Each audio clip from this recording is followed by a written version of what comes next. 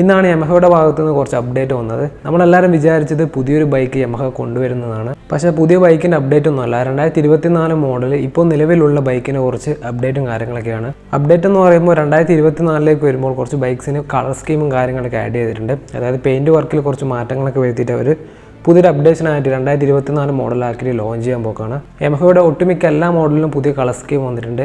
MT-15 മാത്രമാണ് ഒരു അപ്ഡേഷനും കൊടുക്കാത്തത്. FZS F5 വേർഷൻ 4 ഡിലക്സ് നോക്കുകയാണെങ്കിൽ 3 പുതിയ കളർ വേരിയൻറ്റിലാണ് വരുന്നത്. അതുപോലെ തന്നെ FZSൻ്റെ വേർഷൻ 3 മോഡലിന് 2 കളർ വേരിയൻ്റാണ്. പിന്നെ വന്ന കളർ സ്കീം നമ്മൾ FZXനാണ്. FZXനും അവർ പുതിയ കളർ സ്കീം കൊടുത്തിട്ടുണ്ട്.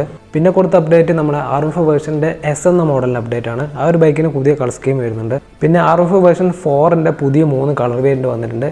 അത്യാവശ്യം നല്ലൊരു കളർ വേരിയൻറ്റ് തന്നെയാണ്. ഇപ്പോൾ നിങ്ങൾ ഈ ഒരു വീഡിയോയിൽ കാണുന്ന കളർ സ്കീമാണ് നമ്മുടെ പുതിയ R15 വേർഷൻ 4ന് വരുന്നത്.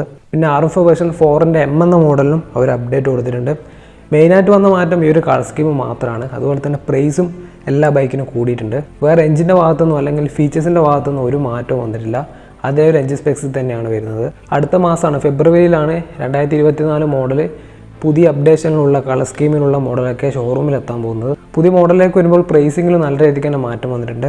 അപ്പോൾ എല്ലാ ബൈക്കിൻ്റെ പ്രൈസ് ഞാൻ ഈ ഒരു വീഡിയോയിൽ കൊടുക്കാം. R15S rupees 1,65,200. R15 version 4 rupees 1,82,000.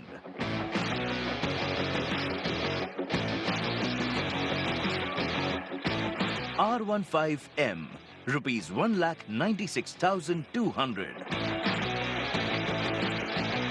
FZFI rupees 1,16,500.